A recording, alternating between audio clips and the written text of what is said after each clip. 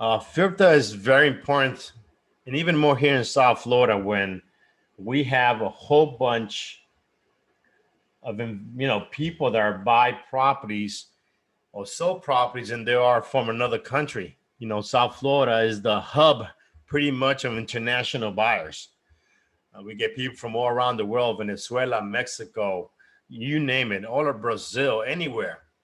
And because of that, we have more chances to go into a transaction where we have a foreigner buyer or seller. And this is very important that you know this. So today we're going to be talking about Firpta, right? And our discussion points are going to be the following: what's Firpta? Firpta exception, Firpta disclosure, seller's disclosure of Firpta, preparing your buyer or seller for Firpta, right? So here we go.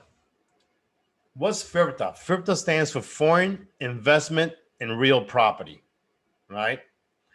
A lot of us, we think and we tell our clients that it's a tax expense or is a tax they gotta pay. And in one way, it is a tax, but it's not the full amount they have to pay of the 15%. It's a withholding, meaning that the IRS is going to withhold 15% of the sales price, but it's not going to keep the 15%. What they're going to do is that with that 15%, the seller has to send their tax returns with the sale of the property to find out what is the profit they really made. And now that profit, they're going to charge the seller a tax amount. And most of them always get a refund of part of that money, of that 15%.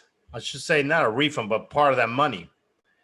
Why does the IRS does this? Why they do that is because they know that if the money is not collected at closing, it is very possible that the seller may leave the country, and it's going to be very hard for the IRS to go back and track that seller and get paid. You got to remember that the only function that the IRS has is to collect money, taxes. That's all they do. They don't do immigration. They don't just care about your taxes, right? They want to get paid. So once again, this is not a tax amount, is not a cost itself, is a retention of withholding of 15% of the purchase price. Now, if your client has a corporation, right, and he's an LLC, and he's a single member, all right, he may have to have the 15% withheld from his closing proceeds. Okay. Now, if he's a corporation, regular corporation, that would not apply. You'll be fine. But if he's an LLC, a single member, one person only on the limited liability company, the IRS may have your seller withhold that 15% at closing. So always, as you get a foreign seller and it's LLC, make sure they have more than one member on their company. Now, who is responsible for this money, this 15%? Unfortunately, the buyer is responsible. He's responsible of sending the amount to the IRS with a form called 8288 within 20 days of the sale. And you say, well, the buyer is not the foreigner. Why is he responsible? Well, he's responsible for the first reason I first mentioned. He's responsible because they know that if the seller leaves the country, it'll be very difficult for them to be able to collect that money from the seller. So they make the buyer responsible of that money. And that's where you guys come in. You got to make sure when you're doing a transaction that the seller is not a foreigner. Okay, because you may blame the title company, you may blame the other realtor at the end of the day because he didn't disclose it to you, or because the seller didn't disclose it to you. But guess what? At the end of the day, if you're representing the buyer, it's going to be the buyer's liability. It's going to be his problem. And why? Because they know that the buyer, he has the asset now. He owns the property. The IRS could go after the buyer, put a lien on the property, put a lien on him. If he is a U.S. citizen or permanent resident alien or a resident from the U.S., the IRS can go after him personally, but they cannot go after the seller, which is in Brazil, Mexico, Colombia, wherever he might be. It is very difficult. So they make the buyer responsible. You, as the buyer's agent or the seller's agent, you must make sure if your client is a foreign national or not. Okay. All right. The withholding agent, once again, is the buyers, and they're considered to be the agents as per the IRS code. So once again, guys, be very careful. Don't make that mistake. What are the exceptions of withholding? What does that mean? Means what is it if, let's say, if the seller is a foreigner, okay, what's the exception of the buyer withholding that 15%? Number one, the property cannot be more than $300,000. Okay. If the property is $290,000, is exempt. They don't have to retain the 15%. If it's over $300,000 or more, they have to retain the 15%. The second option is if it's $300,000, okay, or less, the buyer has to sign a document called the Firpta disclosure, in which he has to declare that he's going to use the property for the next 2 years, 15% or more of the time. Him and his family have to. Okay. And those are combined. All right. The three is that if the seller presents a certification that seller is not a foreigner, then the buyer does not have to withhold that money. Number four, a withholding certificate. A withholding certificate is a document that the seller already obtains from the IRS saying that no money has to be withheld, or saying how much money has to be withheld from the sale of the property. Normally, the seller hires an accountant or a CPA and sends the documents to the IRS, like the purchase contract, the purchase disclosure, the closing disclosure when they purchase the property, how much expenses they had on this property, and how much they think their income is going to be from the sale. Then the IRS responds back to the seller in writing with a withholding certificate. And that withholding certificate will specify the amount, if any, of how much money has to be taken or withheld from the sale of the property and sent to the IRS. Okay? So that's a process that the seller could start ahead of time, even before they get a contract on the sale of the property. Okay? And the fifth one is the notice of the U.S. tax treaty. There's not recognition as a foreigner. No money has to be withheld. You don't see this a lot. Normally you won't. You don't see this a lot either, because people don't take the time to do this and prepare. They always do it after the fact, right? So, but this is something you can advise or suggest your seller to do ahead of time.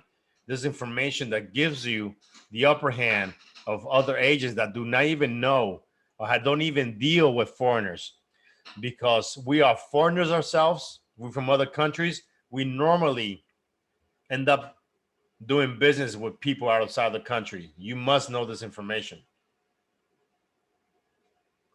All right, this is the disclosure that you'll find in your package as well. This is the Firpta disclosure. And you see the form number down here. is Form CRS P16A, Firpta Addendum. All right. When you search for the Firpta Addendum on the system, you will find other Firpta forms. Just make sure that you use this one. Okay. Always make sure you use this one.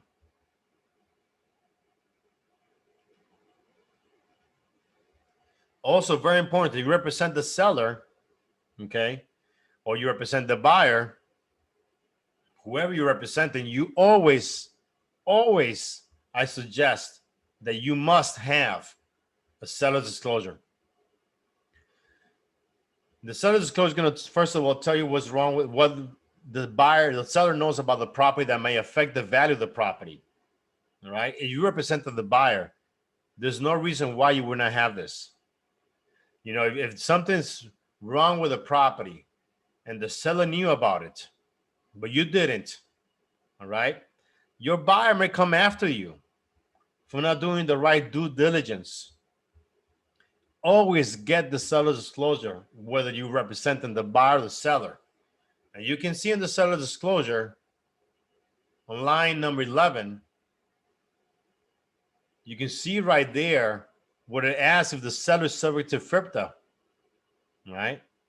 Now, if you want more information on Firpta as well, you want the whole thing on Firpta, you can go to irs.gov and get that information as well. It's very simple. You just go to the website and you type here Firpta. All right. And you will get all the information on Firpta. And you can go ahead and provide this even to your clients. All right. So they can go through and they can read it. There's even some videos here on Firpta. They have videos here which you can learn from. All right. Okay. All right. So remember, seller's property disclosure and also the Firpta form CRS. This one right here. Okay. Always have that. Super important. And for the retention not to be taken, the withholding, your buyer has to sign this document. Okay. If your buyer doesn't sign it, all right, or the buyer doesn't sign it, then the withholding has to go through if the property is less $300,000 or less. Because this is where it's saying that the buyer is going to reside the property for the next 2 years for the 50% of the time, him or his family members. It's not an investment.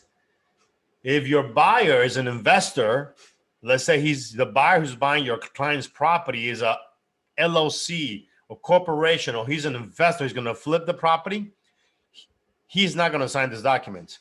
If you represent the buyer who's an investor, do not make him sign this document, because you're binding him to retain that 15%. Okay? And what's going to happen is if he flips the property and he signed this document, he is responsible to paying that 15%. So once again, if the seller is a foreigner and your client is an investor, do not make him sign this document. Right? Do not send it to him. Sometimes our clients trust us so much that they sign without even knowing what they're signing. So just make sure that you never send this document when you know the seller is a foreigner and your buyer is an investor, and explain it to them as well. What is the responsibility they have? Okay. If the 15% is taken away from closing, it's not a big deal. It's perfect. He's not going to have any problems. But if it's not, it's going to have a problem. If he doesn't live the property for the next 2 years, more than 50% of the time, is going to be a problem. All right. So always take the time, read these documents. Just don't fill in the blanks. Seller disclosure one more time.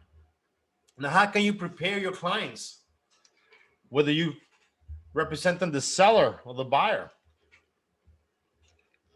Have your client contact the CPA or refer him to a CPA. If you do not know a CPA, we can refer you to a few of them. Okay. Most of the time, sellers, foreigners, they have CPAs. So always, once you go to a listing presentation, all right, you take that seller disclosure, you know right away Firpta. Okay. Don't wait for last minute. Don't wait for the last minute that you are closing and your client didn't know about the 15% retention. All right. And then they get all upset. Prepare your clients. Be diligent. Don't wait for the last minute. Disclose all parties. Disclose the title company. Disclose the buyers. Disclose the sellers. Put it on the MLS. Use the proper documentation. You know, if you're the listing agent, it'll be wise for you to put in the broker remarks, seller, foreigner, buyer must sign Firpta disclosure. All right. Always do that. Always pay attention to the MLS and always get the right and proper documentation. The seller's disclosure representing the buyer. Fill out the seller's disclosure representing the seller. Protect yourself. Estimated cost sheet. The same thing. Prepare your client. If he knows it's gonna be a retention of withholding of 15% from his selling price. I'm sorry. You know, if he's selling for $1 million, do the math. 15%. That's $150,000, right? It's a lot of money. Prepare him when you get the listing. Learn how to provide your clients an estimated cost sheet. An estimated cost sheet is a document that we have and we can provide to you as well, where you give your clients a cost of the sale of their house. And you must, I say must, include this 15% there so they can see how much money they're going to have left over at closing. And remember, it's not a cost, it is a withholding. But you must be the right consultant. Provide this information to them ahead of time. The CP information. Provide them also the cost, how much money they're going to have, the net they're going to have at closing. So it wouldn't be a surprise for them. Start early. Like we mentioned, don't wait for the last minute to get this resolved. Always ask the right questions. We had a case, as a matter of fact, a couple of days ago for a client of ours. He's from Turkey. Thank you, David. He's from Turkey, right? He has his own accountant, which is CPA. We told him about this ahead of time. His accountant told him about it. And he was still upset yesterday. We closed yesterday. And he was still upset yesterday because he had the 15%. He was not correctly